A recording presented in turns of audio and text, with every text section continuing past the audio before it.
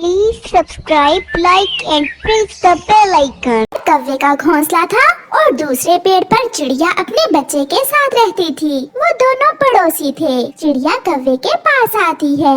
कव्वे भैया, मैं भोजन लेने जा रही हूँ, क्या आप मेरे बेटे का ध्यान रखेंगे? चल भाग यहाँ से, मुझे पड़ोसियों की कोई जरूरत नहीं है, मुझे सोने दो। कव्वे भैया, पड़ोसी एक दूसरे का सहारा होते हैं, मुश्किल समय में एक दूसरे की मदद करते हैं, दुख और सुख के साथ ही होते हैं। मुझे किसी से कोई काम नहीं है, न ही मुझे पड़ोसियों से संबंध बनाने हैं। चिड़िया वापस चली जाती है। वो अपने बेटे को अपने ऊपर बिठाकर अपने साथ ही ले जाती है। चिड़िया उड़ती हुई जा रही थी कि उसे घने जंगल में एक बूढ़ा पक्षी नजर आता है जो दर्द से कराह रहा था। कोई मेरी मदद करे, कोई मेरी मदद करे, मैं मुसीबत में हूँ। चिड़िया वहाँ जाती है। वो अपने बेटे को एक तरफ बैठाती है। बूढ़ी माँ, क्या हुआ, आप क्यों रो रही हैं? बेटी, मैं ये भोजन लेकर आ रही थी कि मेरे पाँव पर चोट लग गई, बहुत दर्द हो रहा है, मुझे थोड़ा सा पानी लाकर पिला दो। माँ जी, मैं अभी आपके लिए पानी लेकर आती हूँ। कुकू बेटा, आप इधर ही माँ जी के पास बैठे। मम्मा, जल्दी आना। फिर मम्मा चिड़िया वहाँ से जाती है। मम्मा चिड़िया सीधी नदी पर जाती है और वहाँ से पानी लेकर वापस आती है। माँ जी, ये ले, मैं आपके लिए पानी ले आई हूँ। वो बूढ़ी फाख्ता पानी पीती है। अब मैं ठीक हूँ बेटी, आपका बहुत बहुत धन्यवाद। आप कहाँ जा रही हो बेटी? माँ जी, मैं अपने और अपने बेटे के लिए भोजन लेने जा रही हूँ। बेटी, ये भोजन बहुत ज्यादा है, आप इस भोजन में से आधा भोजन ले जाएं। चिड़िया बहुत खुश होती है। माँ जी, मैं आपको आके घर छोड़ आती हूँ। नहीं बेटी, मैं अब ठीक हूँ। फिर मम्मा चिड़िया कुछ भोजन लेकर अपने बेटे के साथ घर वापस चली जाती है। चिड़िया अपने घोंसले में बैठकर भोजन खा रही थी और उसका बेटा भी भोजन खा रहा था। कौवा नजरें चुरा चुरा कर चिड़िया को देख रहा था। कौवे भैया, अगर आप भूखे हैं तो मुझसे कुछ भोजन ले लें। मैंने एक बार कहा, मुझे किसी पड़ोसी की मदद की जरूरत नहीं है। ऐसे कहते हुए कौवा वहाँ से चला जाता है। ऐसे ही कुछ दिन गुजर जाते हैं। चिड़िया का बेटा भी उड़ना सीख लेता है। अब चिड़िया अपने बेटे के साथ भोजन लेने जाती। एक दिन चिड़िया जब भोजन लेकर वापस आती है तो उसे कालू कौवे की आवाज सुनाई देती है। हाय हाय, मर गया, बहुत दर्द है, मेरे शरीर में बहुत दर्द है। चिड़िया अपने बेटे को घोंसले में छोड़कर कौवे के पास जाती है। कौवे भैया, क्या हुआ, आप ठीक तो हैं? मगर कौवा खामोश था। चिड़िया कौवे को छू कर देखती है। उसका शरीर तो बहुत गर्म था। कौवे भैया, आपको बहुत तेज बुखार है, आपको दवा की जरूरत है। मैं ठीक हूँ, तुम जाओ यहाँ से।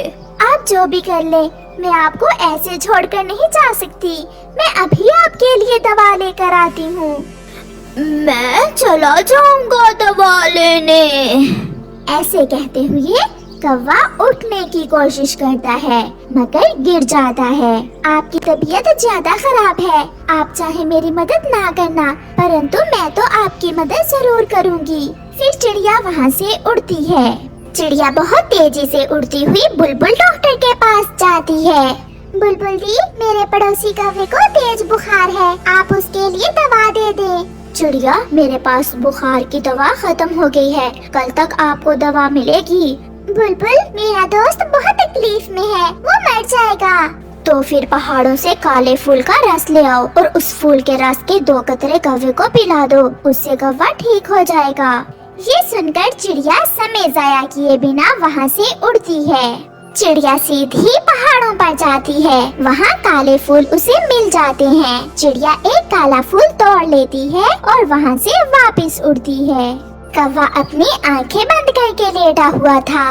अपना मुंह खोलें कौवे भैया, जल्दी करें। नहीं, मैं तुम्हारी मदद नहीं लूँगा। कौवे भैया, आपको कुछ भी हो सकता है, प्लीज अपना मुंह खोलें। फिर कौवा अपना मुंह खोलता है और चिड़िया काले फूल का रस कौवे के मुंह में डाल देती है। अब आप सो जाएं, सुबह तक आप ठीक हो जाएंगे। चिड़िया अपने घोंसले में चली जाती है। मम्मा, कालू अंकल आपसे हमेशा लड़ते हैं, मगर फिर भी आप कालू अंकल के लिए इतना कुछ क्यों कर रही हैं? कुकू मेरे बेटे, मैंने अपनी माँ से यही सीखा है कि कोई कितना भी बुरा हो मगर आप हमेशा नेकी करना, हमेशा दूसरों की मदद करना, और यही मैं आपको सिखा रही हूँ। मम्मा, मैं वादा करता हूँ मैं भी हमेशा आपकी तरह दूसरों की मदद करूँगा। फिर वो दोनों माँ बेटा भी सो जाते हैं। सुबह हो जाती है, कौवा भी उठ जाता है। कौवा ठीक हो चुका था। मैं ठीक हूँ चिड़िया, मैं शर्मिंदा हूँ आपसे। मैं किस मुँह से आपसे बात करूँ? फिर कौवा शर्मिंदा होते हुए चिड़िया के पास जाता है। चिड़िया बहन, मैं अब ठीक हूँ।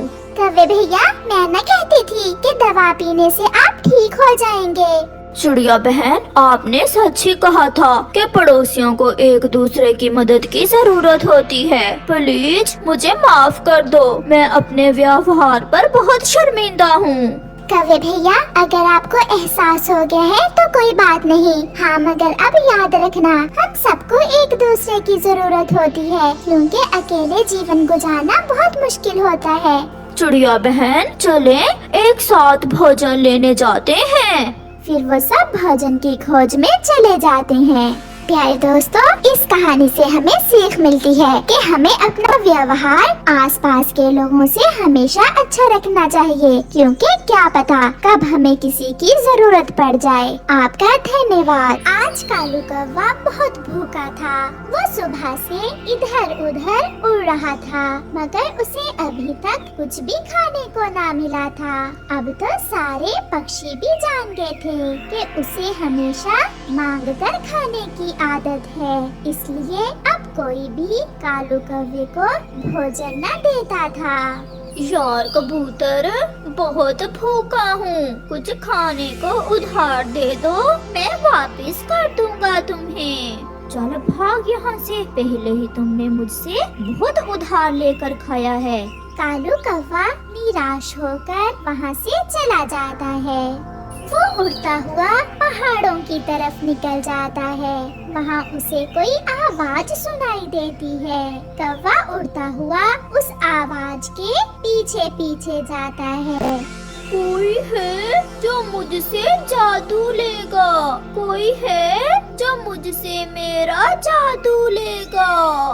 कौवा बाबा उल्लू की ये बात सुनकर बहुत हैरान हो जाता है और वो उल्लू से कहता है, उल्लू बाबा जी, कैसा जादू? अगर कोई काम की चीज है तो आप वो मुझे दे दें, मगर मैं अपना जादू केवल ऐसे ही पक्षी को दे सकता हूँ जो मुझसे भी बड़ा शैतान और लालची हो। बाबा जी, मैं इस जंगल में सबसे बड़ा शैतान और लालची पक्षी हूँ। मैंने कभी अपना भोजन खुद से ढूंढ कर नहीं खाया। मैं हमेशा भोजन दूसरों का चुरा कर ही खाता हूँ। बहुत अच्छे, फिर तो तुम मुझसे भी बड़े शैतान हो।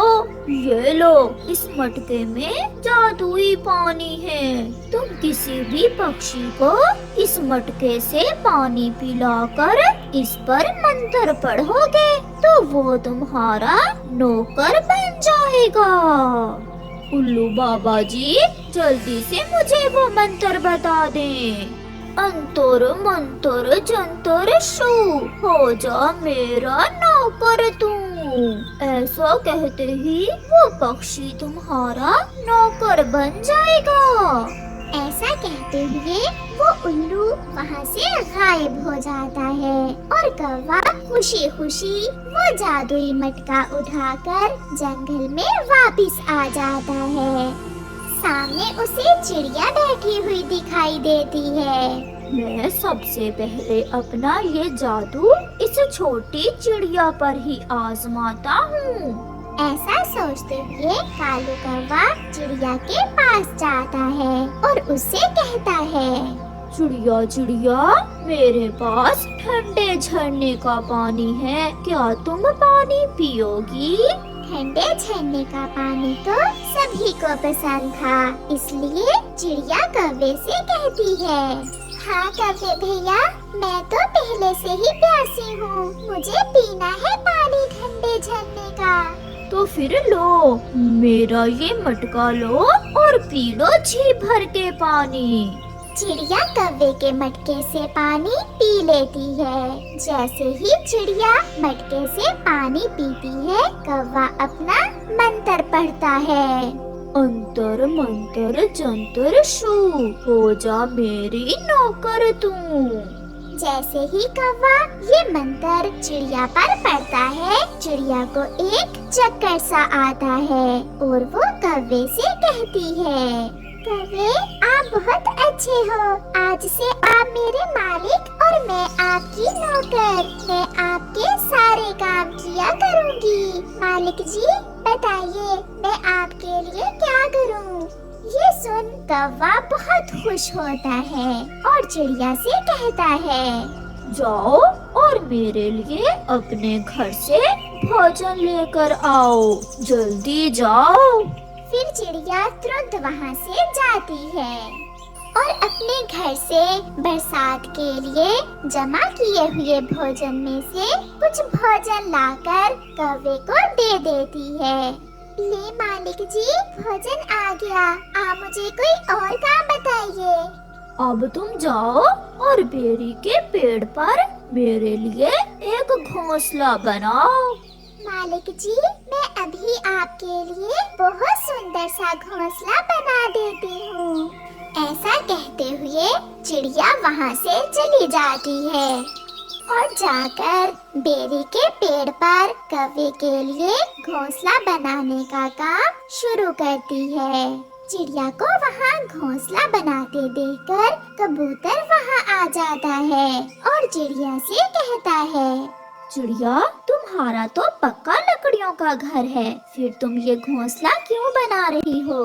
मैं ये घोंसला अपने लिए नहीं बल्कि अपने मालिक कालू कौवे के लिए बना रही हूँ। क्या कालू? और तुम्हारा मालिक वो एक नंबर का नखट्टू कौवा कब से तुम्हारा मालिक बन गया? आज से कबूतर भैया, आज से मैं कालू कौवे की नौकर हूँ और वो मेरा मालिक है। वो बहुत अच्छा मालिक है। ये कहकर चिड़िया फिर से सूखे तिनके लेने चली जाती है। ये कालू कौवे ने चिड़िया पर क्या जादू कर दिया है जो ये कौवे की नौकर बन गई है? कबूतर बैठा ऐसा सोच रहा था। दूसरी तरफ कालू कौवा मिठू तोते के पास जाता है और उससे जाकर कहता है, मिठू लो, मैं तुम्हारे लिए गुड़ वाला पानी लाया हूँ, पी लो। मिठू को तो मीठा पानी बहुत पसंद था, इसलिए वो कुछ सोचे बिना कौवे के मटके से पानी पी लेता है। कौवा भी जल्दी से अपना काम शुरू करता है। अंतर मंतर जंतर शू, बन जा मेरा नौकर तू। मिठू का एक बार सर चकराता है और वो भी चिड़िया की तरह कौवे का नौकर बन जाता है। कौवे आप कितने सुंदर हो और बहुत शक्तिशाली भी। मेरा मन कर रहा है कि मैं आपका नौकर बन जाऊं। अच्छा तो फिर नौकर जी जल्दी से जाओ और मेरे लिए बुलबुल के घोंसले से एक अंडा चुरा कर लाओ। जैसे आपका आदेश मालिक जी। मिठू जल्दी से जाता है और बुलबुल के घोंसले से एक अंडा चुराकर वापस मुड़ता है। पीछे से बुलबुल मिठू को ऐसा करते देख लेती है। वो मिठू के पीछे भागती है। मिठू रुको रुको, मेरा अंडा तुम कहाँ लेकर जा रहे हो? मैं ये अंडा अपने मालिक कौवे के लिए लेकर जा रहा हूँ, मैं उसका नौकर हूँ। ऐसा कहते हुए मिठू वहाँ से भाग जाता है। बुलबुल रोती हुई अपने पड़ोसी कबूतर के पास जाती है और उसे जाकर सारी बात बताती है। कबूतर, मिट्ठू ने मेरी एक न सुनी और मेरा अंडा चुरा कर भाग गया। वो खुद को कौवे का नौकर कह रहा था। अब तो मुझे पूरा विश्वास हो गया है बुलबुल, ये काला कौवा जरूर पक्षियों के साथ कोई खेल खेल रहा है। कबूतर जल्दी से कौवे का पीछा करता है। कौवा चाचा छमछम को मटके से पानी पिला रहा था और उस पर अपना मंत्र पढ़ रहा था। अंतर मंतर जंतर शू। कबूतर भी छुपकर कौवे का सारा शैतानी खेल देख रहा था। तो किसी तरह मुझे कौवे को इस मटके से पानी पिलाकर उस पर मंत्र पढ़ना होगा।